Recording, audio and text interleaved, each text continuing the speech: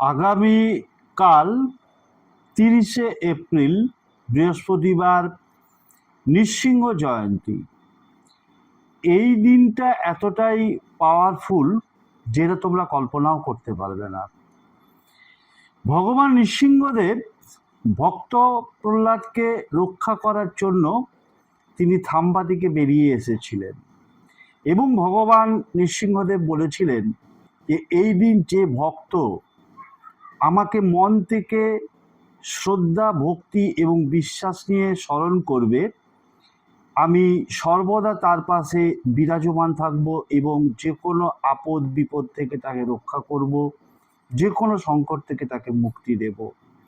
তাই ওই দিন কি করবে, সময়টা আমি বলে দিচ্ছি, বিকেল 4:30 থেকে সন্ধ্যা 6:30টার মধ্যে। এটা বেস্ট টাইম, অথবা যে কোনো টাইমই করতে পারবে ওই টাইমটা যদি মেনটেন করতে না পারো।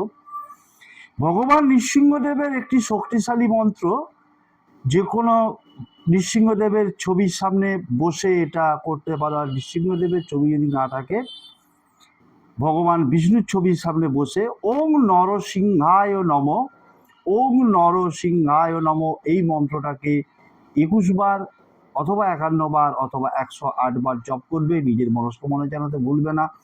তার সাথে সাথে কি করবে, বাড়িতে যদি তোমার সাদা চন্দন থেকে থাকে, সাদা চন্দনকে একটা পাত্রে জল দিয়ে একটু গুলে নিয়ে, পুরুষ নারী উভয় ক্ষেত্রে বলছি, ডান হাতের অনামিকা আঙুলে করে ভগবান বিষ্ণু অথবা নৃসিংহদেবের ছবিতে কপালে 3বারে 3টে তিলক দেবে। এই একই মন্ত্র বলে ওং নরসিংহায় নমঃ, এই মন্ত্রটা বলে 3 বার তার কপালে ফোঁটা দাও।